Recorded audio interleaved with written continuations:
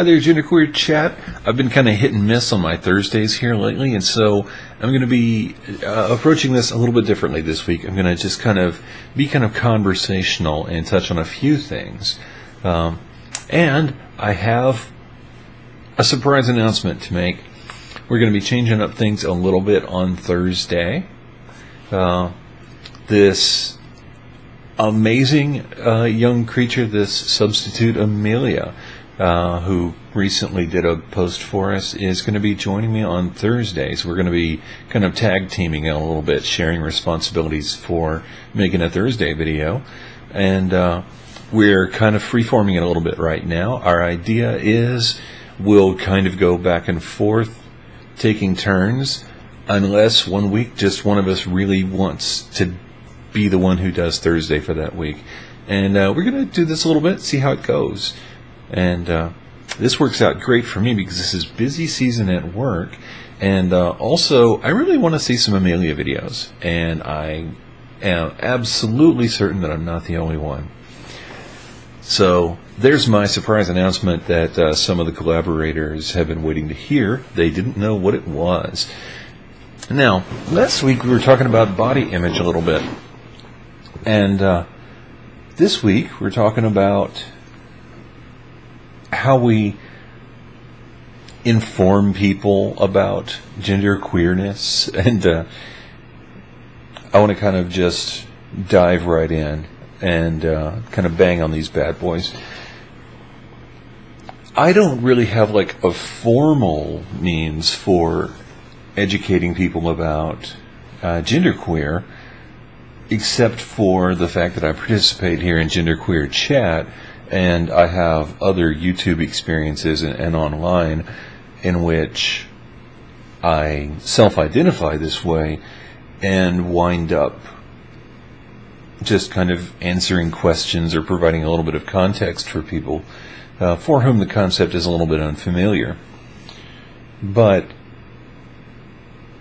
if you take the label away, a lot of people have known people who were differently gender expressive, tomboys, and guys who express themselves in a softer, more feminine manner. A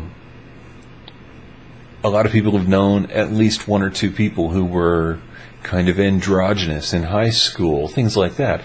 And so the idea that someone might be, just a little bit off the binary isn't difficult for people to swallow, really. For some people it is. But for a lot of people it is something that they've had some exposure to. They just haven't really known that it's a thing. Like here on this channel, it's a thing. Because it's a context within which we operate and discuss the subject. And on bygender.net, the forum I participate in a bunch, with us it's a thing. And so, yeah, sometimes I do find myself kind of elaborating a little bit on that thing, but also because I'm trans-identified. Sometimes people will wonder some of the particulars about my transition. People will ask me about my plans for surgery, and I'll say, well, I don't plan on having any surgeries, and that leads to some confusion on their part, and sometimes it winds up kind of coming into this territory in which I have to explain to people, usually very briefly, that there are different ways of going about this, and this is my thing, and I'm not necessarily following the traditional trans narrative, that I'm writing my own story. And I think from there, like the body image thing comes up, because I'm not, except for some occasionally intense bouts of dysphoria, I'm not really hateful of my body, particularly now that I've been on hormones for a while, because now I've got a softer, squishier, more feminine figure that I feel a lot better about. I mean, there have been times when I've had like a really cut, crisp, masculine form, particularly in my youth, like back when I was in the Navy and I had to work out all the time because it was just required. It was part of the deal. And I was in pretty good shape.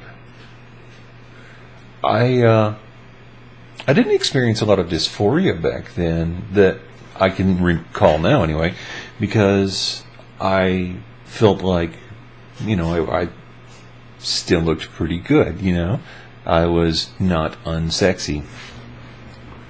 And now I'm going to be 41 in a few weeks, and I'm not sure I will ever really feel sexy again. It's one of those things where you think in kind of different terms as you get a little bit older. And when I see myself in the mirror now, my shoulders have kind of rounded, my muscle tone has changed over time, and I don't know, it's a lot easier for me to just feel kind of basically okay about the way I look. A lot of the things I used to be obsessed about, I'm not obsessed about, and certainly not as intensely and maybe not in the same ways as I used to. And I think that has to do a little bit with age and experience, and also a little bit to do with just coming to accept myself for the big question mark that I am. I see myself as kind of femme and kind of butch and kind of this and kind of that. And sometimes my legs are shaved and my skin is soft and smooth, and I like the way that feels. Right now they're kind of furry because I haven't shaved them in a good while, and I kind of like that too. I think one of the things about genderqueer is being able to like yourself from different angles, and I don't know, even sometimes with my hair, I can do my hair in a more masculine look and a more feminine look just by changing the height of my ponytail or pulling it off to the side a little bit, or just letting the whole thing down. I can shift my part from the middle to the side and do different things, and have my eyebrows threaded, and just sort of craft different looks that draw attention to and from other parts of my body. And it's the same body, but it can be made to appear a little different. And I think just being genderqueer is a big part of that. Back when I was struggling so hard to try to look all butch and masculine for so long, before I finally just let go and started giving myself the freedom to do this, I think it was a lot harder, and I was a lot more miserable about my body and my look.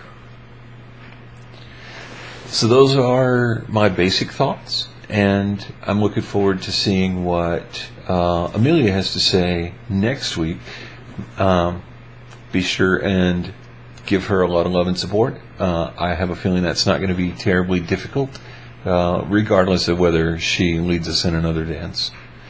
We will see you soon, and peace.